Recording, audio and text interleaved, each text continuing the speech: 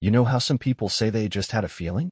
Like, no evidence, nothing concrete, just this gut-level shift where everything starts to feel off? That was me, about 6 months ago. Married to Lisa for 12 years. We weren't the storybook couple, but we had history, we had inside jokes, we had matching bathrobes. I thought that meant something. I thought we were solid. But lately, something wasn't right. Her smiles didn't reach her eyes anymore. Her phone was always face down. She started taking these long, urgent calls in the backyard, in the middle of dinner. She'd come back inside acting like nothing happened, asking if I remembered to pick up oat milk. At first, I chalked it up to stress. Her job had been nuts, our older dog had just passed, and our youngest had finally left for college. Maybe it was empty nest syndrome, I told myself. Maybe we were both just adjusting to the silence.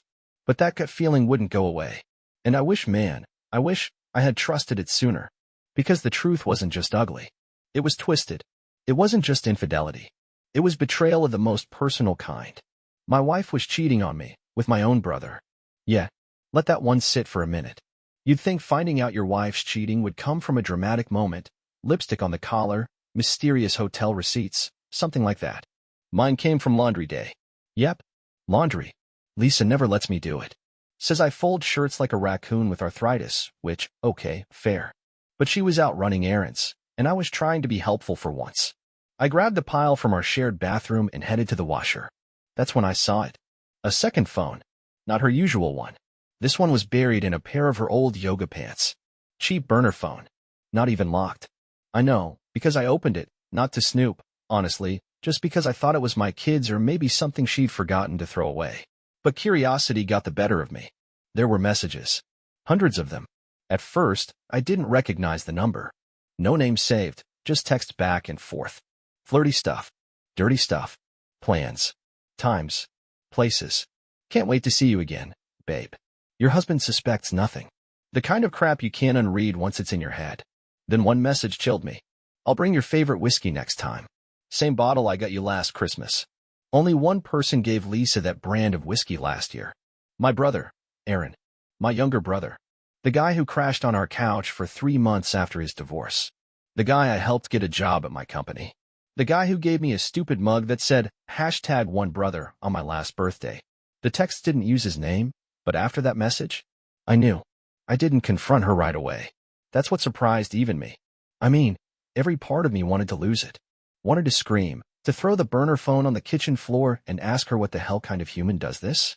Not just cheat, but cheat with my brother? But I didn't. I sat on it.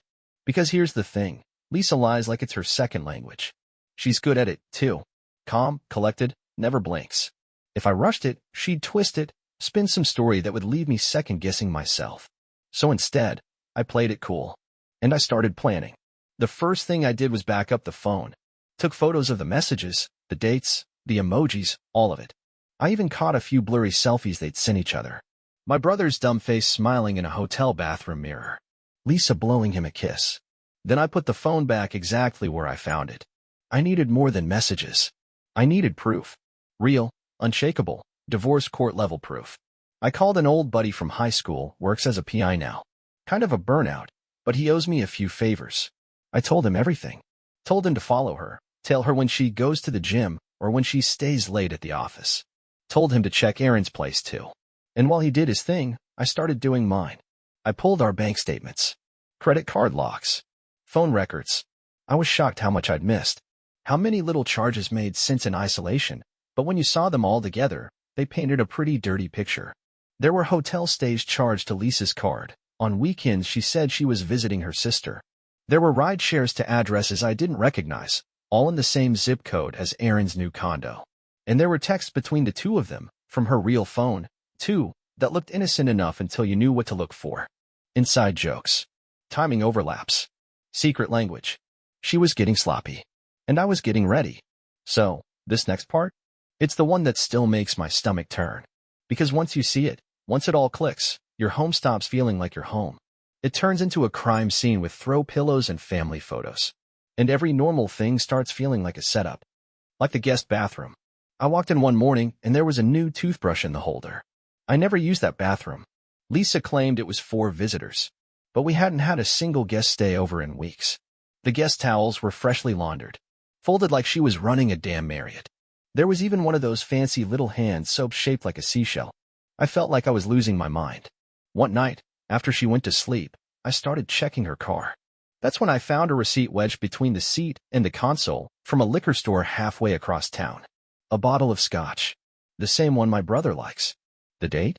3 days before she told me she was out with her coworker celebrating a promotion. Now here's the kicker. I went into the garage to grab a hammer and noticed the keypad on the door had been reprogrammed. We always kept the default code. I tested it. Didn't work. Guess who knew the new code? Found that out when I saw Aaron punch it in on the outdoor camera feed 2 weeks later, middle of the afternoon, while I was at work. He walked in like it was his house.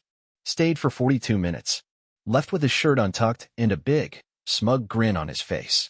I sat there in the garage that night, lights off, just watching the footage over and over again.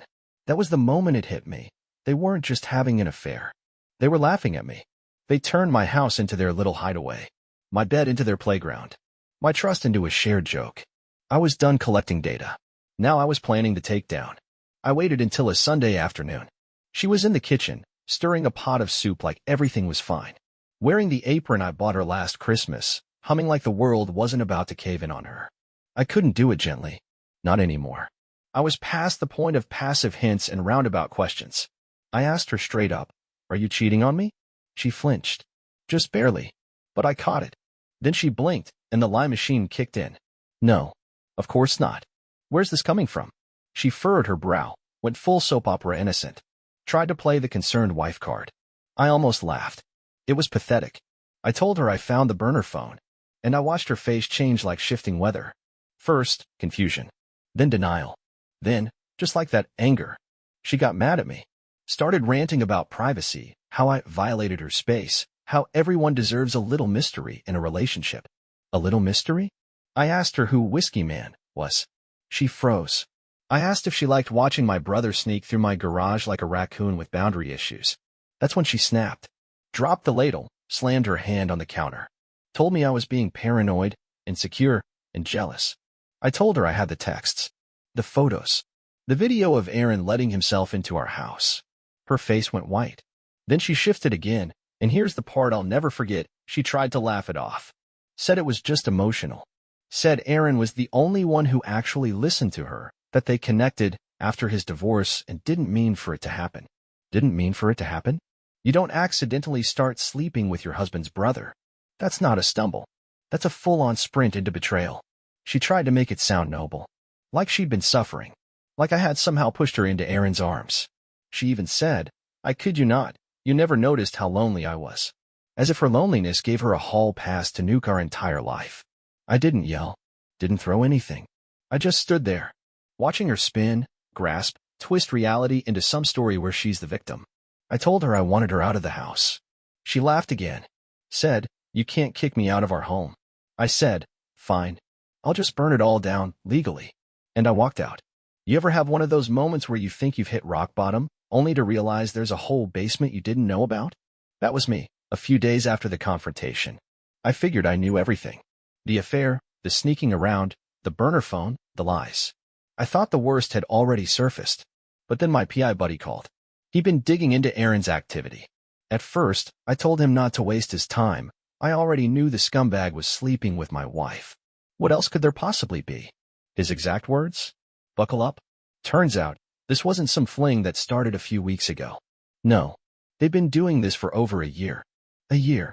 It started around the same time Aaron got depressed after his divorce, and I told him to come crash with us for a while. So while I was handing him a spare key and a place to heal, he was scoping out my wife, sleeping under my roof, eating my food, and plotting how to steal everything that mattered to me. The PI found hotel reservations under fake names, some of them just days after family dinners. He found photos from a beach weekend they took while I was visiting my mom in the hospital after her surgery. They even rented a cabin up north for Clarity, according to one of Lisa's emails. Clarity. They took a romantic getaway for Clarity while I was back home, feeding the dog, paying the bills, and wondering why my marriage suddenly felt like an empty room. And here's the cherry on top. They had a shared savings account. Not much in it, just a few grand. But the part that hit me? The label. The account name was Future Plans. That's when the pieces fell into place. They weren't just cheating. They were planning a life together without me in it. Something in me shut off after I saw that account name, Future Plans. I guess when the heartbreak hits critical mass, it just flips a switch. One minute you're pacing around in your bathrobe feeling like your chest's been hollowed out, and the next, you're cold, focused, calculating. I wasn't going to scream. I wasn't going to cry. I wasn't even going to ask why. I already knew the answer because they could. Because they thought I'd never find out. Because they mistook my silence for stupidity. So I went quiet. Stopped arguing. Stopped reacting. I smiled more at home. Played the part of the clueless husband. Let Lisa believe she'd somehow gotten away with it, that I had some sort of emotional breakdown and was too gentle to fight back. Meanwhile, I was moving pieces behind the scenes. I met with a divorce lawyer, one who specializes in high conflict, asset-heavy splits. Told her everything. Showed her the photos, the texts, the videos, even the bank records. She didn't say much, just nodded and said, "We'll be ready when you are." Next, I opened a new bank account. In my name only. Redirected my paycheck, canceled the joint cards, locked down every account she had access to. Changed passwords. Set up two-factor authentication for everything. Then I made sure to get copies of every financial document in the house, tax returns, insurance policies, mortgage files. Even dug up the warranty on the dishwasher just because it felt like something she'd try to weaponize. And while all that was happening, I was watching Lisa. She was on her phone a lot. Probably texting Aaron. Her smiles were softer, her mood lighter. I think she believed the hard part was over. Like she had successfully transitioned me from husband to roommate. Every now and then she'd even try to be affectionate, a kiss on the cheek, a brush on the arm. I let her. Played dumb. Because I knew what she was really doing. Stalling. She was waiting until Aaron got a promotion at work. That's when she'd leave me clean break. Already have a plan. Already have a place. They'd probably have a nice little speech rehearsed about how they never meant to fall in love and didn't want to hurt anyone. But she underestimated me. I wasn't going to sit around while they rewrote my life without me. So here's how I did it. I knew Lisa and Aaron thought they were being clever. Thought they had me beat. Thought they could play house behind my back while I shuffled around in slippers, clueless.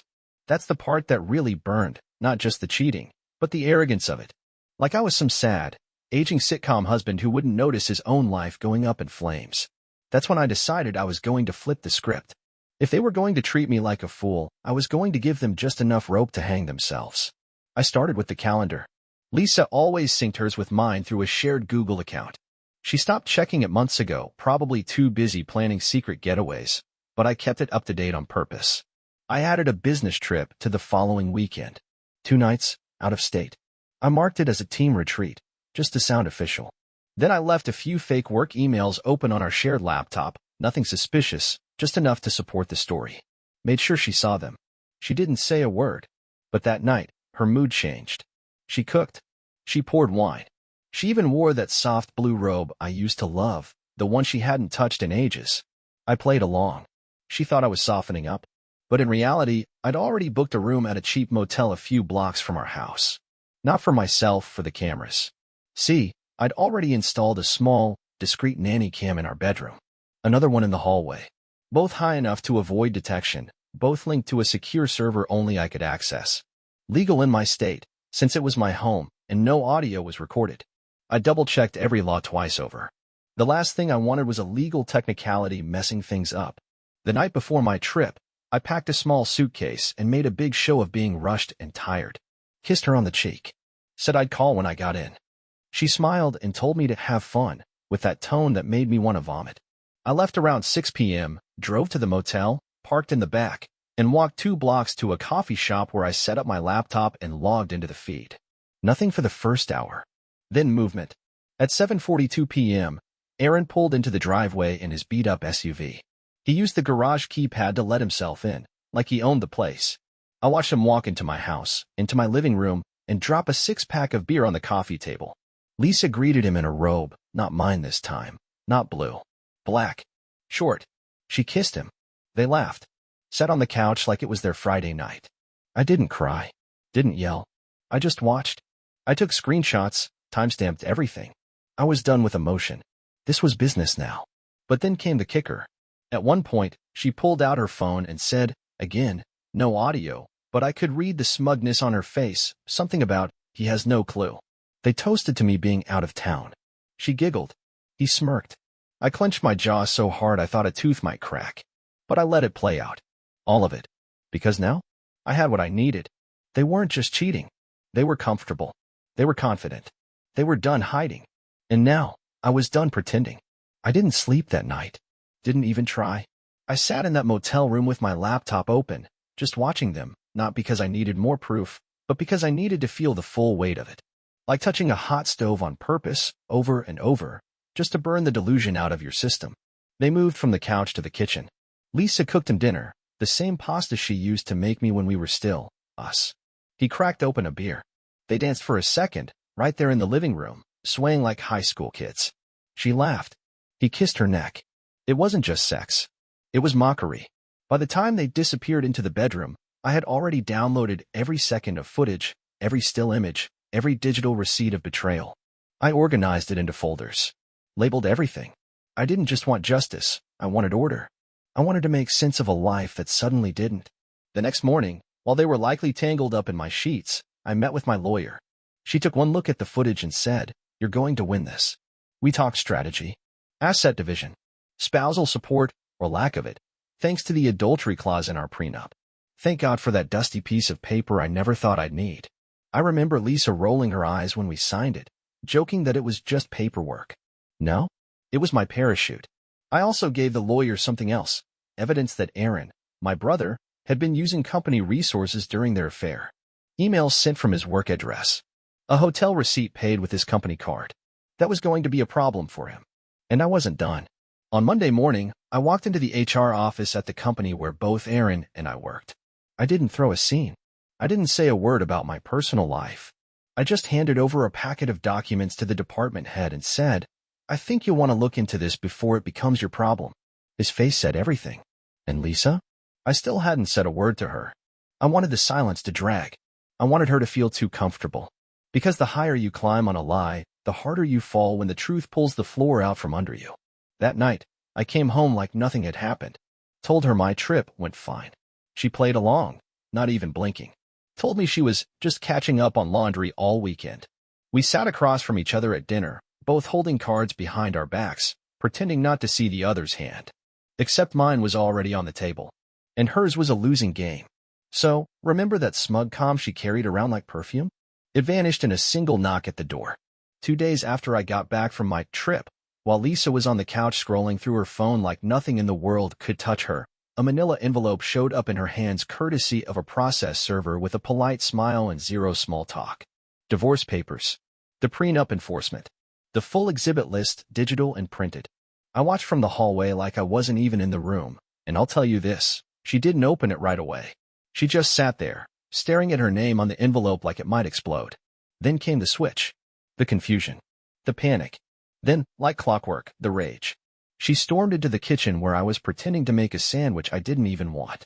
Slammed the papers on the counter like it was my heart she was trying to crack open. "What is this?" I didn't even look up. "You tell me," I said. She started ranting, accusing me of invading her privacy, screaming that I ruined everything, that I was vindictive, that she could have forgiven me for spying if I just talked to her. Can you believe that? Forgiven me. I let her spin, let her throw her little tantrum. Then, once the volume dropped, I pointed to one sentence in the packet, just one. The clause from our prenup that stated if infidelity was proven, the cheating spouse forfeits any right to spousal support and agreed to a limited asset share. Lisa had signed the clause herself. She laughed at it when we signed it, saying, "Well, I'll never need to worry about that." Guess what? Now she did. Her face dropped like a stone. "You wouldn't actually." I just looked at her and said, "I already did." And then, for the first time, I saw it fear. Not sadness.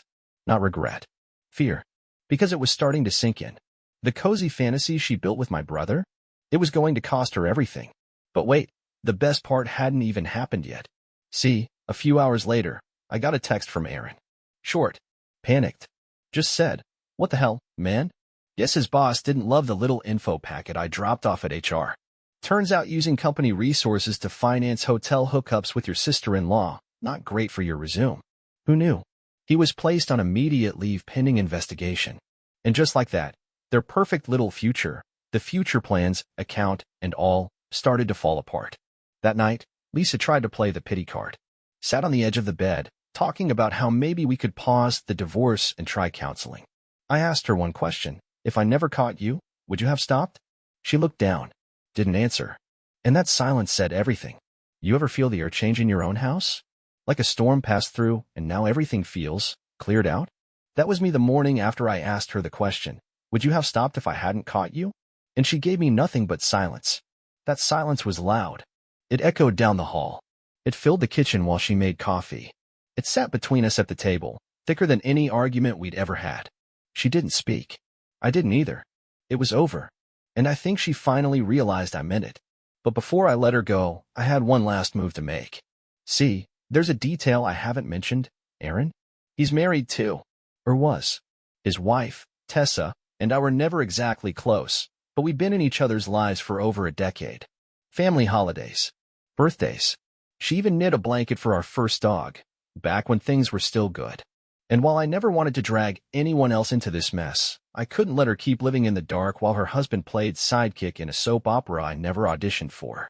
So I called her. Took everything in me not to shake while I talked. Told her I had something she needed to see. I met her at a coffee shop on a rainy Thursday. I handed her a manila folder and said, I'm sorry you're seeing it like this, but you deserve to know. She opened it slowly. Her hands shook. She stared at the photos, the texts, the screenshots. She didn't say much. Didn't cry either. Just let out a long, quiet breath like someone who'd been waiting to be proven right. She looked up and said, Thank you. 3 days later, Aaron's life caught up to him. Tessa served him. And she didn't go quietly. Apparently, she filed for full custody of their daughter, froze their joint accounts, and submitted the evidence to her own lawyer plus HR for good measure. The same day that happened, Aaron sent me another text. Just one line this time. You ruined my life. I stared at it for a while before responding. No, you just lived it like it didn't matter. And I meant that. I didn't do anything but hold up a mirror. He didn't like what he saw, but that wasn't my fault. As for Lisa, she started packing the next week. Slowly. Quietly. I think she knew not to make a scene anymore. Not with the lawyer breathing down her neck and the prenup holding her by the collar. I let her take what was fair, not generous, but fair. I wasn't going to be petty. I wasn't going to be cruel. But I wasn't going to pretend either. She left on a Thursday morning. Didn't say goodbye. Didn't leave a note. Just gone. And when I walked back inside and closed the door, for the first time in a long time, I exhaled. You'd think once she walked out the door, I'd feel victorious. Like I'd won the game, outsmarted the villains, stood tall in the end. Truth? It was quiet. Unnervingly quiet. No shouting. No tears. No grand slam of closure. Just the echo of her footsteps down the driveway and the slow creak of a door finally shutting for good. I sat on the couch in the same spot where I'd watched Aaron drink beer in my living room. The air still carried faint traces of her perfume. The throw pillows still looked too perfectly arranged. The dog, who'd been acting strange for weeks, finally came and laid his head on my knee, like he knew it was finally safe. That's when the weight hit me. Not grief exactly. Not anger, either. It was more like a vacuum. Like the part of my life that had been filled with chaos suddenly vanished. And now there was just space. Empty and unfamiliar. And yet, in that emptiness, there was relief. For the first time in what felt like years, I could breathe. I could move without suspicion, without anxiety, without trying to solve a puzzle that never made sense because someone else was rearranging the pieces behind my back. The house started to feel like mine again. I boxed up her stuff that weekend. Didn't burn it. Didn't toss it in the street. Just packed it carefully, left it by the door, and sent her a polite message. Your things are ready whenever you'd like to get them. She sent a thumbs up. A thumbs up. 12 years of marriage, shattered, and her final response to me. The man who once stayed up all night holding her hand in a hospital bed was an emoji. If I ever needed confirmation I was doing the right thing, that was it. Friends started reaching out. Some shocked, some not. A few told me they always felt something was off. Others asked if I was okay, which, honestly, meant more than they probably realized. Even Tessa checked in. We kept it simple, respectful. Two survivors comparing notes on the storm we just walked through. There was no romance in it, no secret spark. Just two people who understood what it felt like to be blindsided by the people we trusted most. And Aaron? Haven't heard from him since that last text. He got fired. Last I heard, he was staying with some old college buddy in a one-bedroom apartment, and trying to get freelance gigs online. His reputation's toast. Probably always will be. As for Lisa, she moved into a studio across town. No car, no job. Living off whatever she salvaged from the divorce. I don't wish her harm. I really don't. But I don't wish her well either. She made her bed. Now she gets to lie in it. Funny how fast life shifts when you finally stop dragging the dead weight behind you. The first week alone was weird. Not bad, not painful, just strange. I kept expecting to hear her footsteps upstairs. Kept thinking I'd smell her shampoo in the bathroom or hear her humming while she scrolled on her phone. But the silence stuck around. And little by little, it stopped feeling hollow and started feeling peaceful. I slept better. I cooked again, not just microwave junk, but actual food. Took my time with it, too. Played music in the background, cracked open a cold beer, and didn't have to fake small talk with someone who was mentally texting my brother under the table. I reconnected with old friends. People I hadn't seen in years because, let's be honest, Lisa didn't like me having a life that didn't orbit around her. Turns out, they missed me. We grabbed beers. Talked late into the night. Laughed like we used to back before everything got complicated. One of them, Sarah, was an old co-worker I'd known way back before I got married. We ran into each other at the hardware store, of all places. She was buying paint. I was buying a grill. We caught up. A week later, we grabbed coffee. A week after that, dinner. And look, I'm not saying it's a love story. Not yet. I'm still sorting through the pieces. But she listens. She laughs. She asks questions. And she never once makes me feel like I have to perform or apologize for just being me. And that's new. Therapy helped too. Yeah, I bit the bullet and booked a few sessions. Wasn't sure what I'd say, but the second I sat down and the therapist asked, "What brings you here?" The words poured out like I'd been holding my breath for years. I talked about trust, about feeling stupid, about how betrayal from your spouse hurts one way, but betrayal from your brother, that's a wound you feel in your DNA. But we worked through it, piece by piece. And one day, I realized something. I didn't feel angry anymore. Not numb, not bitter, just done. Lisa and Aaron, they no longer took up space in my head. I stopped checking their socials, stopped wondering what they were doing. They became what they were always meant to be, a warning, not a weight. I even changed the locks. Not because I had to, but because it felt symbolic. The past doesn't live here anymore. It's been a few months now. The paperwork's done. The dust has settled. The house is finally quiet in a way that doesn't feel eerie. It feels earned. The kind of silence you get after a storm, when the sky clears and the air smells sharp, new, honest. I still think about it sometimes. I'd be lying if I said I didn't. Not in the bitter way. Not in the replaying arguments in the shower way. Just occasionally, I'll pass the guest room and remember how I found that second toothbrush. Or I'll be driving past that little motel off Route 6 and feel my stomach tighten for half a second. Then it passes, and that's how I know I made it through. So, what did I learn from all this? A few things, actually. Stuff no one teaches you in school, and you don't really believe until you live it. 1. If your gut tells you something's off, listen. I ignored mine for months. Gave the benefit of the doubt when the truth was practically waving a red flag in my face. You're not paranoid for paying attention. You're smart for trusting your instincts. 2. Love doesn't excuse betrayal. You can love someone deeply and still know they're not good for you. I kept trying to fix something she was actively breaking. That's not love. That's damage control. 3. Forgiveness doesn't require reconnection. I forgave her in the quietest way possible, by moving on. I didn't need a dramatic apology or some grand gesture. I just stopped letting her hurt me. That's forgiveness enough. 4. Protect your peace. Lock your doors. Secure your passwords. Have your own accounts.